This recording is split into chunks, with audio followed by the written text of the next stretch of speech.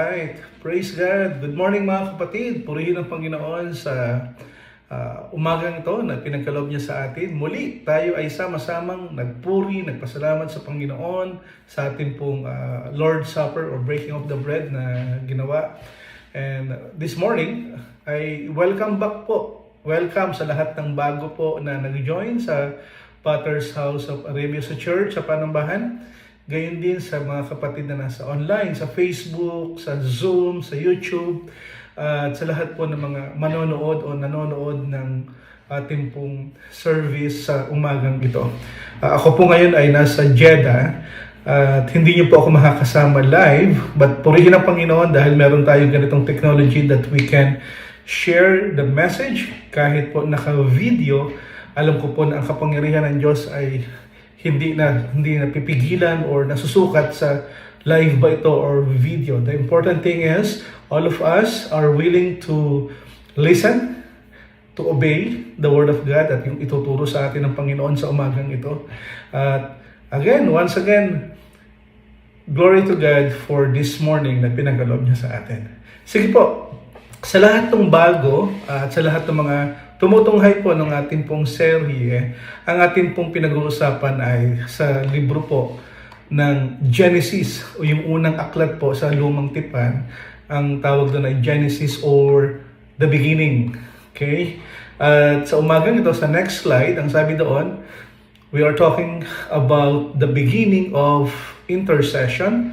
We will discuss about yung chapter 18 ng Genesis at tayo po ngayon ay nasa part 17.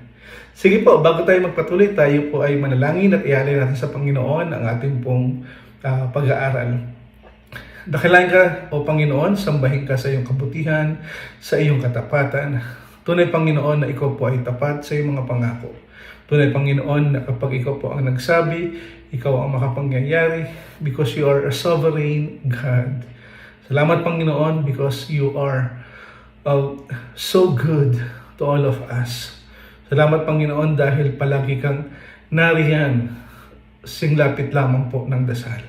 At sa umagang ito, patuloy kaming nagpapakumbaba, patawarin mo kami sa mga pagkakasalang aming nagawa as we continue to listen to your word. Panginoon, patuloy nga pong kausapin mo kami at sa kapangyarihan po ng banal na Espiritu, malaya ka pong kumilos sa aming kalagitnaan at turuan at tulungan mo naman po kami na maintindihan at maipamuhay ang iyong salita sa umagang ito. Salamat, Panginoon, sa internet, sa medium na meron kami ngayon. Salamat, Panginoon, sa mga kapatid na nakatunghay at sa mga kapatid na manonood pa. Lord, we bring back all the praises and the glory to you and override my preparation. All of this we pray in Jesus' name. Amen. Okay, pag-usapan natin. Okay, sa umagang ito, siguro madalas ay kapag tayo ay nananalangin. Okay? Nakita niyo ba doon sa inyong panalangin kung paano kumilos ang Panginoon? And I believe all of us ay may mga time that we are praying na sometimes parang hindi nangungusap ang Panginoon. At minsan naman ay parang ang bilis. Diba? At may mga pagkakataon na kapag tayo ay nananalangin at pag sinasagot ng Panginoon, pinapakita niya rito yung kanyang kapangyarihan kung paano niya sagutin ang panalangin. Tandaan natin mga kapatid, ang kasagutan ng panalangin ay hindi sa dami ng taong nag-pray. Ang kasagutan ng panalangin ay hindi sa matatamis nating mga salita. Ang kasagutan ng panalangin ay ayon sa kanyang kalooban. Ang kasagutan sa panalangin ay upang ipakita at luwalhatiin ang pangalan ng Panginoon.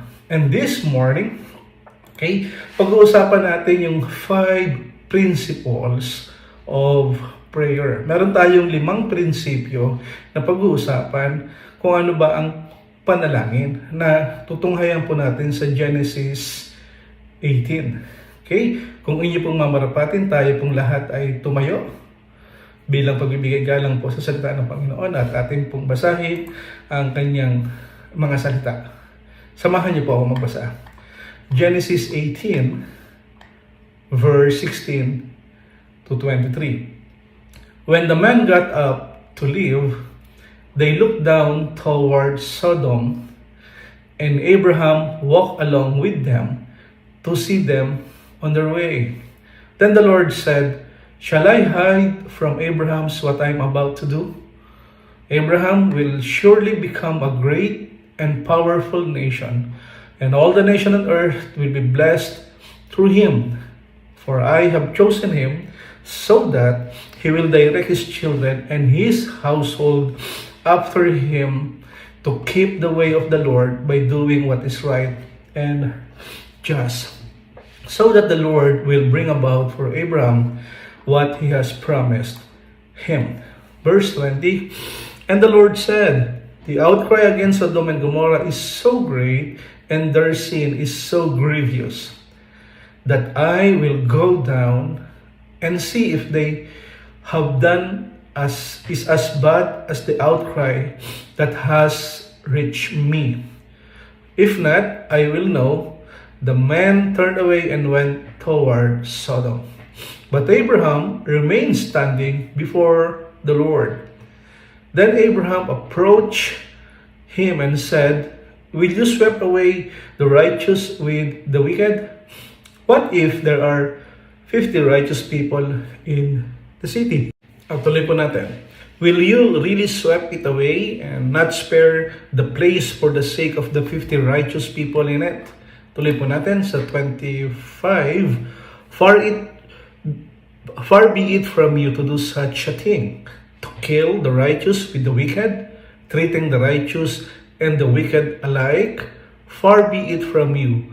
Will not the judge of all the earth do right? The Lord said, "If I find 50 righteous people in the city of Sodom, I will spare the whole place for their sake." 27. Then Abraham spoke again, "Now that I have been so bold as to speak to the Lord, though I am nothing but dust and ashes, what if the number of the righteous is 5 less than 50? Will you destroy the whole city for lack of 5 people? If I find 45 there," he said, "I will not destroy it." Once again, he spoke to him. "What if only 40 are found there?" He said, "For the sake of 40, I will not do it." Then he said, "May the Lord not be angry, but let him speak." "What if only 30 can be found there?" he answered. "I will not do it if I find 30 there."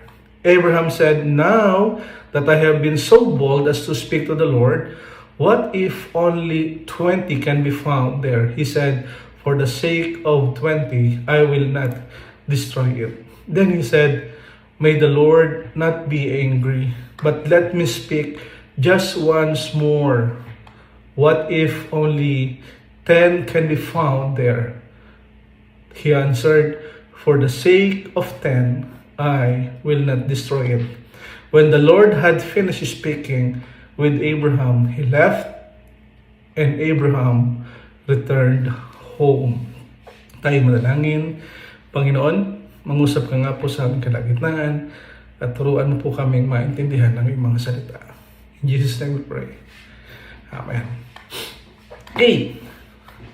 Sa ating pong kwento sa umagang ito ay matutunghayan natin yung kwento about Genesis chapter 18. Hindi ko na siya ikukwento ng buo, but kunin na lamang po natin yung buod ng ating pong pag-uusapan. Genesis chapter 18, dito po ay ipinapakita ay yung divine encounter po ni Abraham with the Lord and the 2 angels doon po sa Oaks of Mamre. Dito rin ipinakita ni Abraham how he extend hospitality doon sa kanyang 3 misteryosong visitor, and one of whom is the Lord himself, kasama yung 2 angel. As chapter unfolds, sabi doon, ipinakita dito sa chapter 18 yung it delivers a divine promise of a son, si Isaac, impending future judgment on wicked cities, yung Sodom and Gomorrah, and heartfelt, wholehearted intercession by Abraham. dito po natin itutuon yung ating pansin sa panalangin po ni Abraham. Okay, sa kwentuhan po natin doon sa chapter 18, okay, from verse 1 to 8, dito ipinakita ni Abraham yung pagiging hospitable. Alam natin by that time, ay kapag may mga bisita ka sa panahon nila, they extend yung extravagant, as in sobrang dami, sobrang sarap na mga pagkain ang kanilang hinahanda. And this time, si Abraham ay meron 3 visitors, and one of them is the Lord and the 2 angels na nagpakita sa kanya doon sa Oak of Mamre. Dito nakikita natin, sabi doon, nagpakita si Yahweh kay Abraham sa tabi po nung sagradong puno na Mamre. Nooy nakakainitan ng araw, katirikan ng araw, at nakaupo siya sa pintuan ng kanyang tolda. Walang ano-ano ay nakakita siya ng 3 lalaking nakatayo. Dahil sa di kalayuan nakita niya. Patakbo niya itong sinalubong. At sa kanila yumuko ng halos sayad sa lupa ang mukha. At sinabi, mga Ginoo, kung inyong mamarapatin, tumuloy po kayo sa amin, sabi ni Abraham. Magpahinga muna kayo sa lilim ng puno at ikukuha ko kayo ng tubig at panghugas na inyong mga paa. Grabe yung pagiging hospitable po ni Abraham. At sabi niya, paghahanda ko rin po kayo ng makakain para po lumakas kayo bago kayo maglakbay. At sabi nga, kinagagalak ko po kayo yung aking paglingkuran. Tumugon yung 3, sabi, salamat, ikaw ang masusunod. Dali-daling pumasok si Abraham sa tolda at sinabi kay Sarah, dali, kumuha ka ng 3 takal na magandang harina at gumawa ka ng tinapay. At pumili naman si Abraham that time ng isang matabang tupa mula sa kawan na kung saan ipinaluto niya agad sa isang alipin niya. Kumuha rin siya ng keso, ng gatas, kasama yung nilutong karne at inihain ito ni Abraham sa kanyang mga bisita. Hindi siya lumalayo sa tabi ng mga panauhin upang kumain ang mga ito. And this time, ay nakita na talaga ng Panginoon yung pagiging hospitable ni Abraham, how he welcomed them. And then sa verse 9 to 15, ito na nga po yung ipinangako kay Sarah, na ang pangalan ng kanyang magiging anak ay si Isaac. Okay? At dito natin makikita that the Lord reaffirms yung kanyang promise that He will give birth to a son. Siyempre, alam natin si Sarah ay bukod sa matanda na ay baog pa. Parang hindi siya makapaniwala and parang napangisi o parang natawa siya.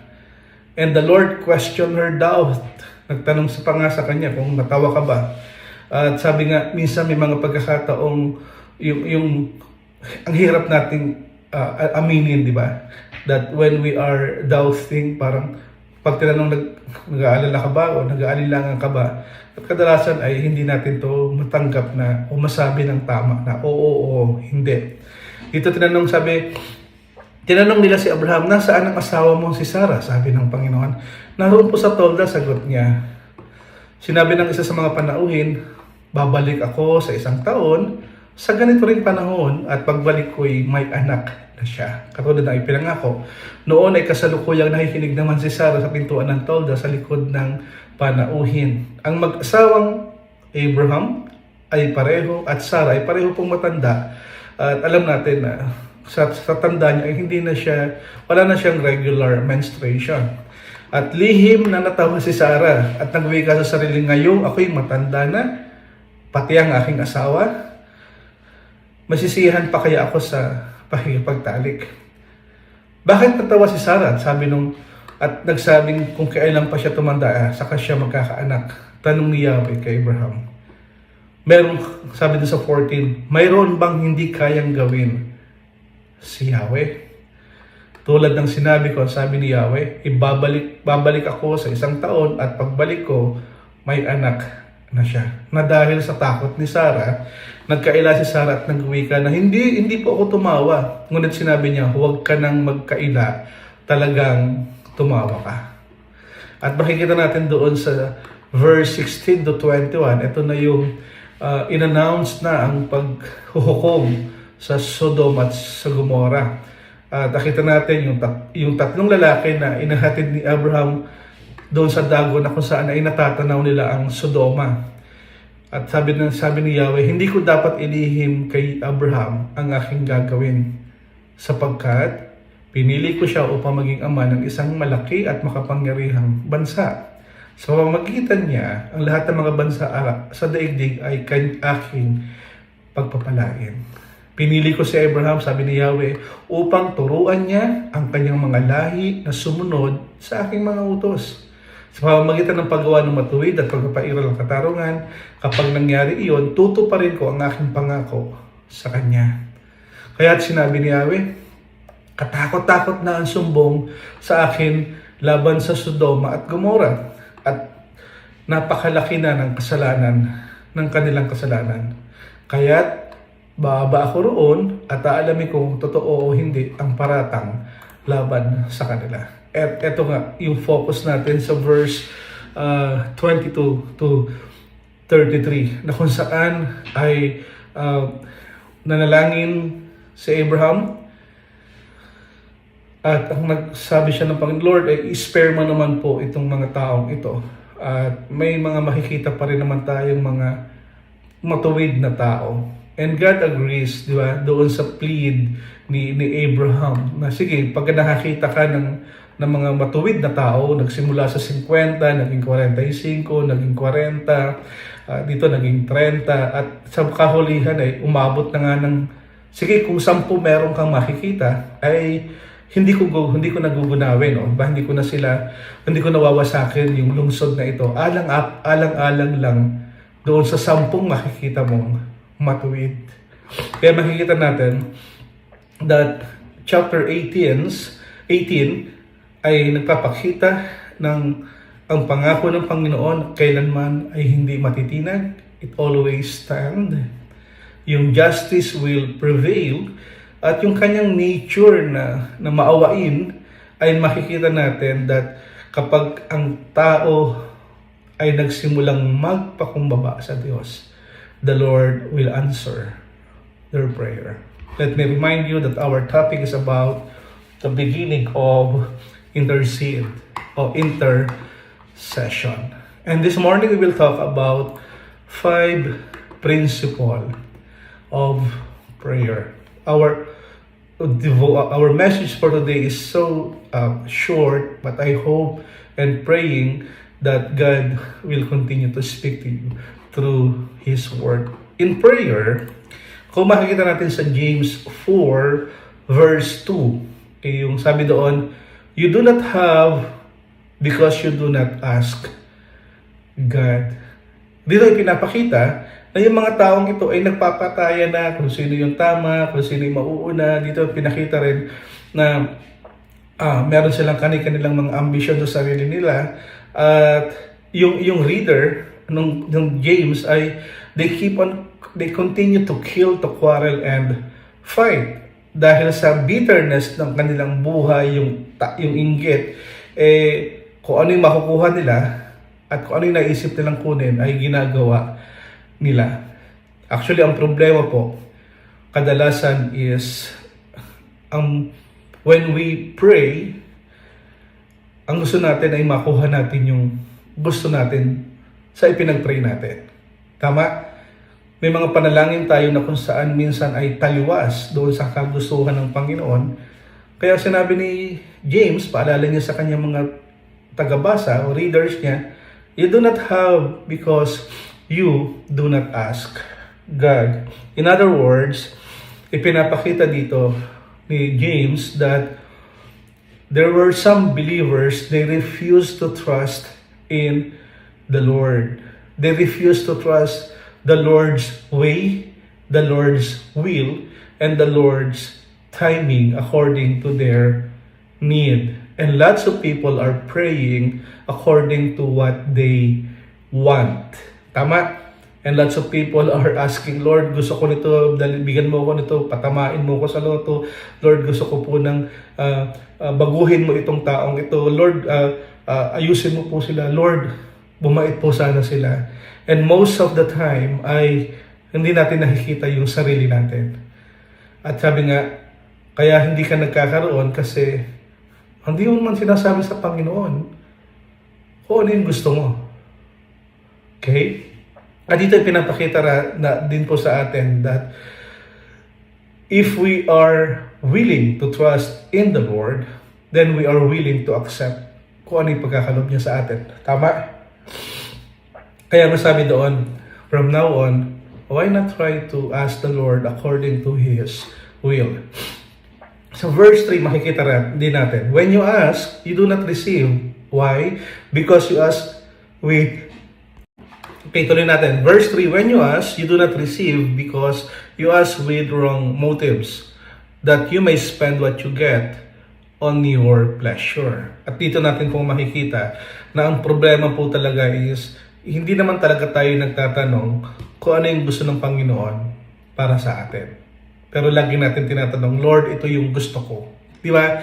May mga panahon na kung saan parang ang si God ay genie or vending machine, na kung saan ay vending machine. Pag nagulog ka ng piso, may lalabas ng pagkain. Pag nagulog ka ng 3 riyan, may lalabas na soft drinks. Meron tayong mga ganong panukala sa buhay. At dito sa verse 3 ay pinakita ni James that when they did ask God for what they wanted, parang, Lord, ito lang yung gusto ko, ito po yung gawin mo. May mga pagkakataon, we try to manipulate God. Tama. And most of the time, yung mga request ay hindi naman talaga request. But gusto lang natin gawin na, Lord, ito yung gawin mo para sa taong ito. Kasi meron kang hidden desire or motive or agenda na kung saan makasarili at hindi ito makakatulong sa lahat. At maraming pagkakataon na kapag tayo ay nananalangin, nakikita na lang natin yung ano yung makukuha ko out of this. Tama? Kaya naman, dahil sa pagmamahal ng Panginoon sa atin, God, hindi niya inaalaw yun na tayo ay once we pray according to our own will, way, and timing, hindi talaga ito pinagkakaloob ng Panginoon. Especially kapag meron kang hidden agenda or ambitions sa sarili mo lamang. Dahil ang gusto ng Panginoon na tayong lahat, when we pray to Him, God wants us to have yung spirit of humility. Gusto ng Panginoon na meron tayong spirit of trust, tiwala sa Kanya. At ang gusto ng Panginoon sa ating pagtitiwala sa Kanya ay hinahayaan natin siya na pagkalooban tayo according to His will, according sa Kanyang regalo sa atin, sa Kanyang tamang timing. Kaya yung una pong principle ng prayer, if we want God to answer our prayer, definitely we have to pray. Tama? Kung gusto natin sagutin ng Diyos ang ating panalangin, kailangan manalangin muna tayo. Mga kapatid, alam ng Panginoon, okay? Alam niya na bago pa tayo manalangin, nakaplano na ito at sa Kanyang magandang plano ay gustong ipakita ng Panginoon yung way na kung saan ito yung direction mo na dapat mong tahakin. Meron ng panukala ang Diyos sa iyo noon. At ang makikita pa natin dito, that God knows all things. Alam niya yung lahat ng bagay. At alam niya na at the end of the day, at the end of those prayer, alam niya kung kailan niya ito pagkakaloob sa atin.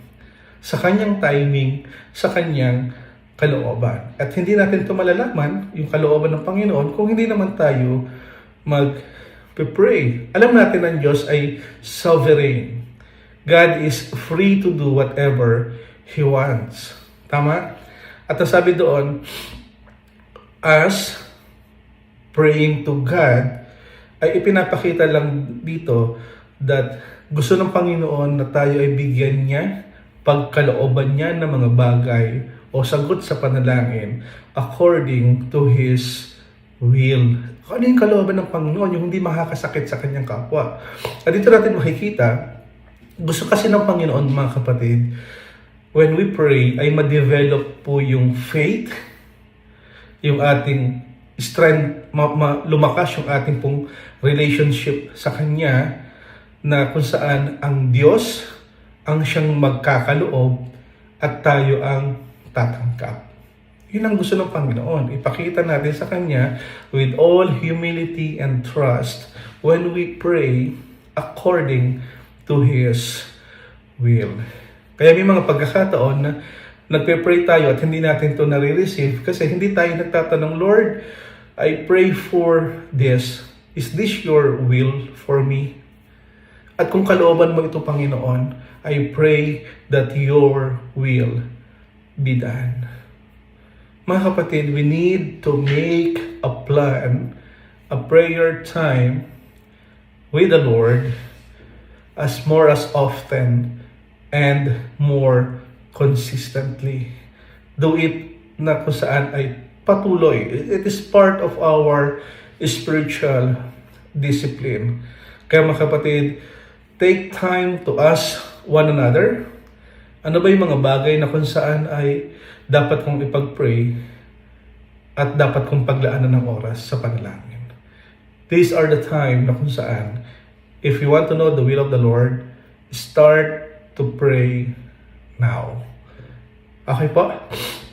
Makikita din natin sa Biblia, sabi doon sa John 14, verse 13 to 14, ang sabi doon, and I will do whatever you ask in my name, so that the Father may be glorified in the Son. You may ask me for anything in my name, in Jesus' name, and I will do it. Alam natin, sa verse na ito ay ipinapakita that when we pray, we need to pray according to the will of God. And since God knows everything, ang sabi doon, when we pray, when we ask the Lord in prayer, upang maluwalhati ang Ama sa anak, sa pamamagitan ng anak, all of us, you and me, we need to pray according to His name, in Jesus' name. Okay po? At hindi naman sinabi dito, if you pray, I will give you what you ask for. Hindi doon, di ba? Ang sinabi doon, if you pray, ask me anything in my name and I will do it. Hindi ito parang magic word. Lord, sinabi ko na in Jesus' name, give me my request. Grant my request. Sabi doon, Christ promised He will do anything that is asked in His name. Ito ay pinapakita na kung saan when we pray with according to His will, according to the nature of God, sabi doon, our prayer will help us na kung saan tayo po ay magbibigay luwalhati po sa ating Ama. Okay? At hindi rito sinasabi na parang if we defy His will, if we dishonor Him, ikakalo pa rin ng Panginoon yung gusto natin na mangyari sa buhay natin. Mga kapatid, tandaan natin that when we pray according to the will of God, we need to pray and ask Jesus according to what He promised, according to His name. That is why when we pray, lagi natin siya nasabi, di ba, in Jesus' name. Bakit? Kasi alam natin that when we pray according to Jesus' name, the Lord will do what is glorifying, what will name, na kung saan ay ipapakita ng Panginoon yung kanyang makapangyarihang pangalan through our prayer. Di ba sa intercede, sa prayer time po natin, when we pray, hindi ito sa ganda o dami ng mga salita at nagpe-pray. When we pray, the answer, yung sagot po sa ating panganalangin ay according po doon sa pangalan ni Jesus. The Lord will answer those prayer. Hindi ito parang magic spell or magic word or password. Pag sinabi mong in Jesus' name, meron ka ng power to receive what you have, what you want. Kundi ipinapakita rin na dito that if we ask according to Jesus' name, it will show that if I am praying in Jesus' name, therefore it should be under the will of God. Parang ano yun, Lord, gusto ko pong yumaman. Hindi masama. Pero sasabihin mo, patamain mo ko sa loto. Alam naman natin na hindi naman talaga sugaron ng Panginoon. At Hindi niya tayo parang sabihin tong kukonsintihin. Tama? May mga pagkakataon na nagpag-pray tayo, Lord, ang salbahin nitong taong ito, pabaitin mo nga po siya. Pero may mga pagkakataon, tayo pala yung dahilan, kaya pala nagiging suplado or suplado yung tao na yon. May mga pagkakataon when we pray, na kung saan, Lord, sana maging okay na kami, maging maayos na kami. Lord, may mga sana tayong prayer. Para mga kapatid, nakikita natin kadalasan, most of the time, when we pray to another person, pero ang nangyayari, instead na sila yung magbago, tayo po yung nagbabago. At yun ang magandang kalooban ng Panginoon. Naluluwalhati siya at the end of the day. So the second principle in prayer, praying in Jesus' name means taking the time to get to know Jesus well enough to know what He would request in any situation. Okay? Sa ating pong mga panalangin, may mga pagkakataon na kung saan, kung kailan ka lang komportable, kung kailan mo lang gusto, doon mo siya ginagawa. At ang tendency minsan ay ginagawa nga natin genie ang Panginoon or vending machine. But here it shows that when we pray according to God's will, according to His name, it is important to know that we are lost and we need help. Tama? And when we pray in Jesus' name, dito natin makikita na unti-unti, the Lord want our attention. The Lord wants to letting our hearts be broken for the things that break yung puso ng Panginoon. As we continue to pray, nakikita natin bandang huli, Lord, ito pala yung gusto mo mangyari. Lord, kalooban mo po yung masunod. Nakukuha niyo po. At time after time, as we continue to pray, alam natin the Lord will, His will and His time, it will be done. At kung babalikan natin, yung binasa natin kanina, Genesis 18:16 to 19, makikita natin, when the men got up to leave, they looked down toward Sodom. Abraham walked along with them to see on their way. Then the Lord said, "Shall I hide from Abraham what I am about to do? Abraham will surely become a great and powerful nation, and all nations on earth will be blessed through him. For I have chosen him so that he will direct his children and his household after him to keep the way of the Lord by doing what is right and just. So the Lord will bring about for Abraham what he has promised him." Principle number 3.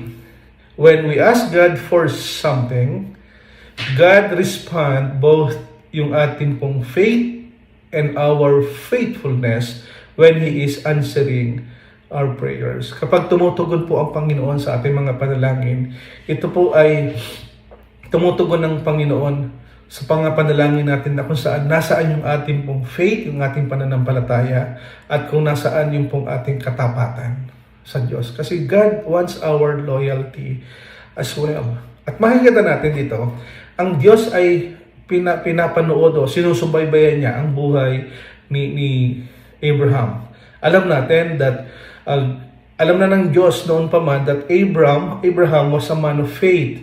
At the same time, Abraham believed God na kung saan ay gagawin ng Panginoon according to His will. And most of the time, nag-doubt siya. Even si Sarah, nag-alinlangan sa pangako ng Panginoon. Habang ang Panginoon ay sinusubaybayan po ang buhay ni Abraham at nakikita niya yung kanyang faith at yung kanyang faithfulness sa Genesis 18, it will show that Abraham and God ay meron silang engagement, meron silang prayer time or conversation with one another. Di ba? And God was willing to grant Abraham request. Bakit? Because Abraham believed God and because God knew that Abraham would be faithful to pass along sa susunod niya generation. Sabi nga, makikita natin, tuturuan ni Abraham yung kanyang mga susunod na henerasyon na maging tapat sa Panginoon. And Abraham was using prayer to try to sort out at humihingi siya ng tulong sa Panginoon.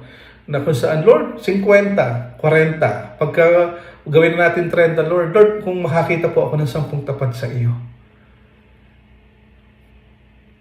sisirain pa ba yung city na ito? Sabi ng Panginoon, sige, maghanap ka ng 10 at hindi ko wawasakin ang bansang ito o ang lugar na ito. Along the way, alam natin na hindi nagbabago ang isip ng Panginoon.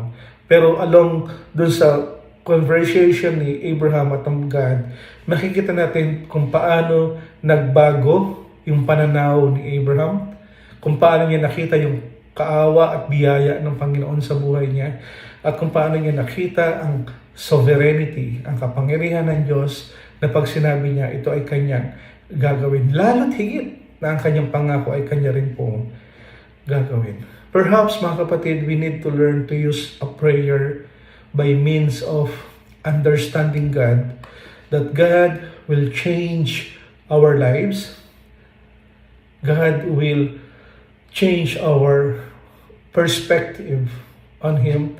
But all of us, you and me, we need to respond according to faith and according to our faithfulness, loyalty to Him.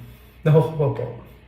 At ang ika-4 ay makikita natin sa 1 Peter 3 verse 7. Ang sabi doon, husband, in the same way, be considerate with your wives and treat them with respect as the weaker partner and as heirs with you of the gracious gift of life, so that nothing will hinder your prayer. This verse will tell us that men should honor and respect their wives. Okay? At alam natin sa panahon nila before noon, ay walang say ang mga babae.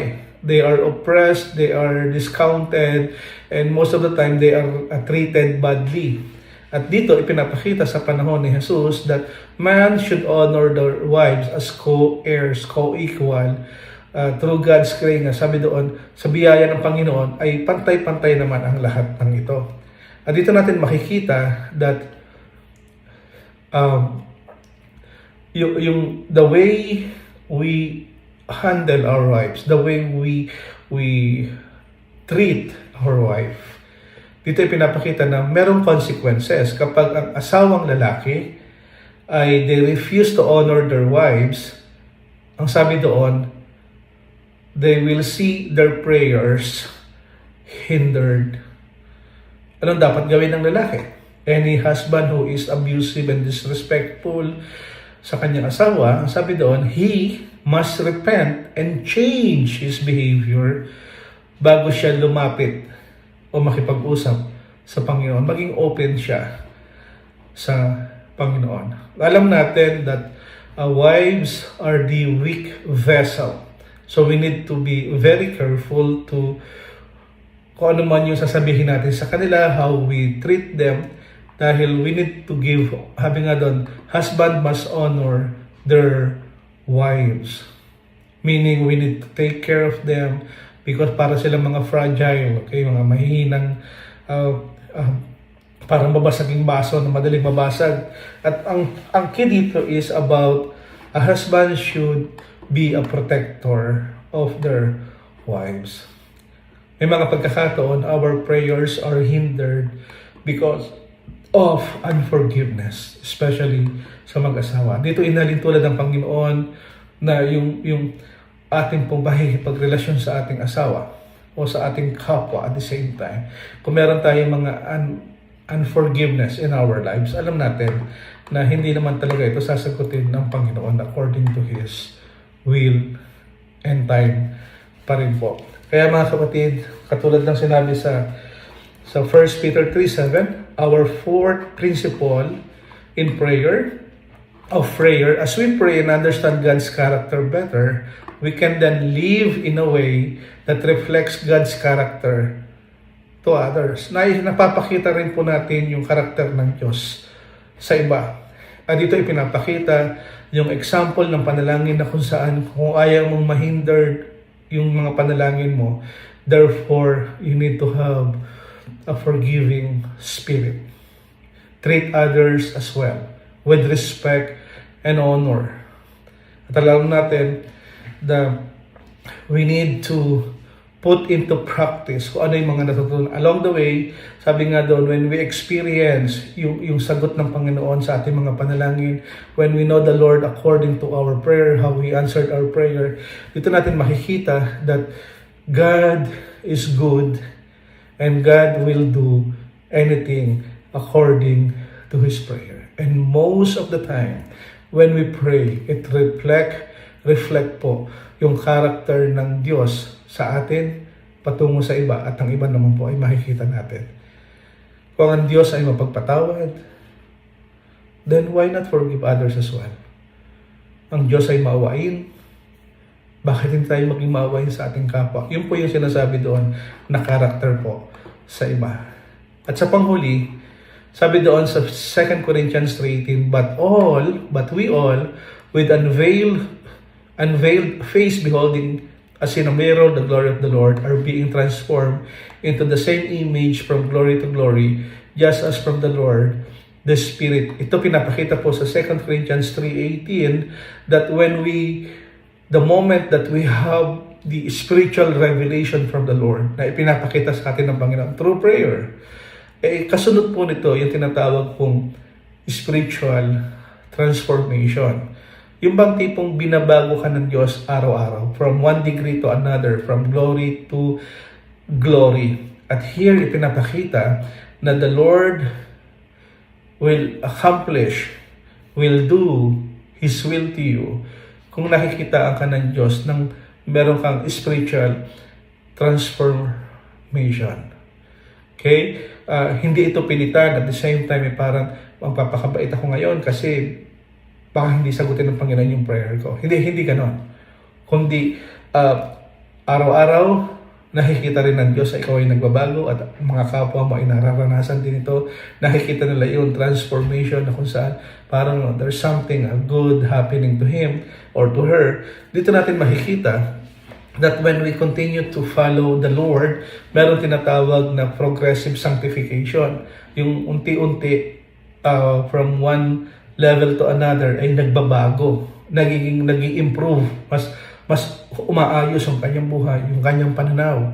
At yung pagbabago nakikita natin doon ay yung pagbabago na kung saan ay naluluwalhati ang Panginoon. Kaya sa next slide, sabi doon sa Revelation 3:21, to the one who is victorious, I will give the right to sit with me on my throne, just as I was victorious and sat down with my Father on His throne.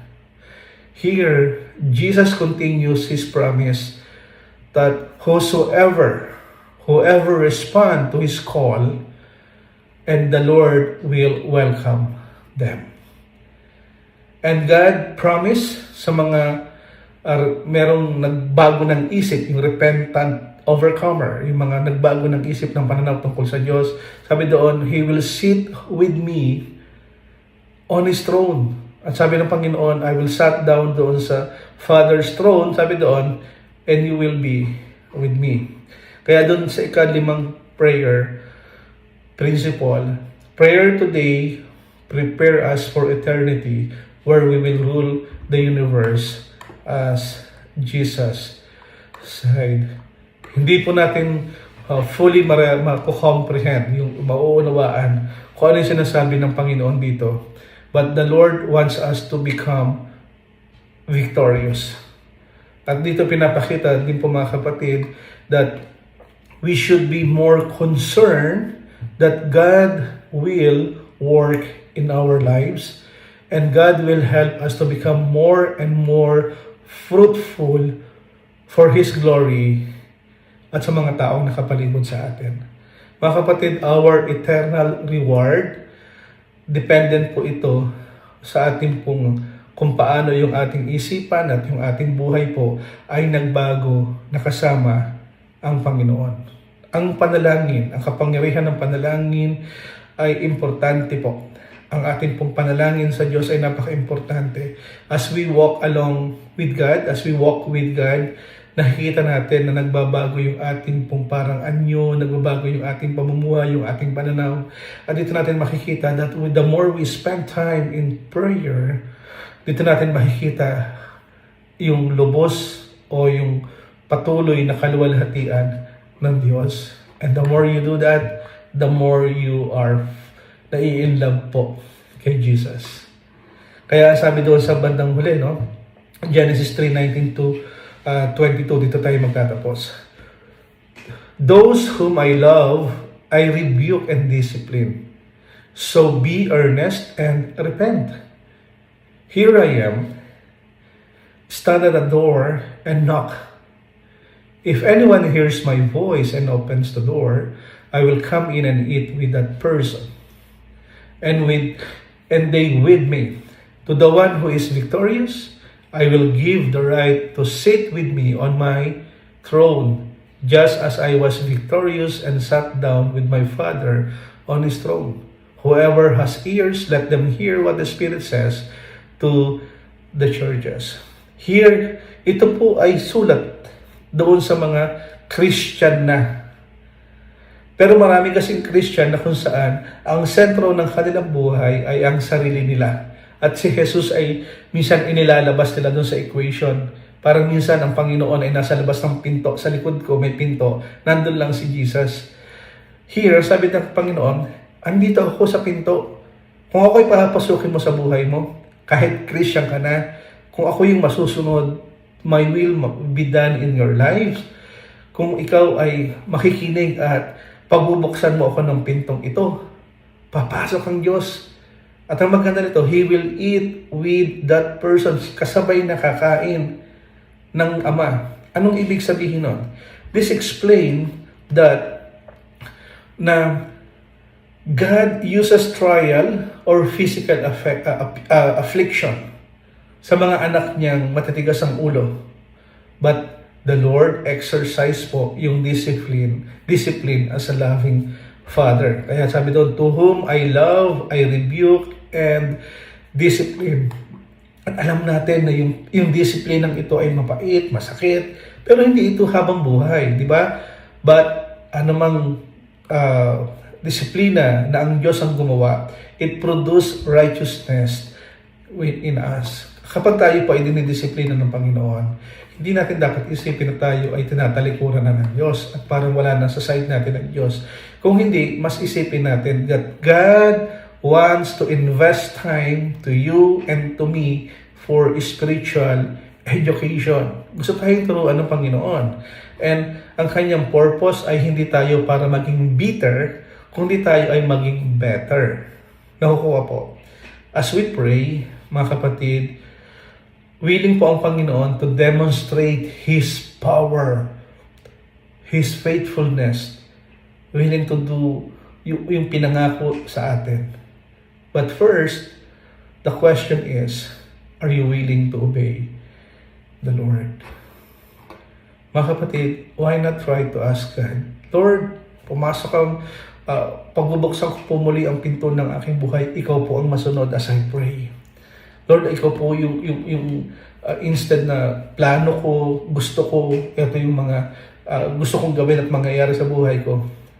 Mga kapatid, why not ask the Lord? And the Lord is waiting. Nato sa likod ng pinto. Ask Him to come inside. Pag sinabing eat with Him, ibig sabihin, sige, sabihin mo sa akin yung mga plano mo at pag-usapan natin. Gusto ng Panginoon yun. At maraming pagkakataon sa buhay mo at sa buhay ko na naranasan natin ito. Just like Abraham when he prayed, kalooban ng Panginoon pa rin ang nasunod. At alam natin mga kapatid that there is power in the name of Jesus.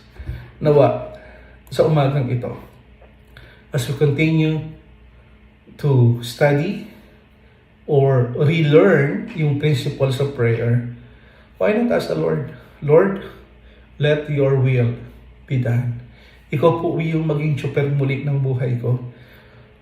Let my will be yung will mo po ang pumasok sa akin, hindi yung will ko. Yung magandang plano mo, Panginoon, ang gusto kong mangyari sa buhay ko. At sa buhay kong itong maikli lamang sa mundong ito, nawa ay magkaroon ng impact sa ibang tao. Thy will be done. Let's pray. Heavenly Father, we thank you for your word.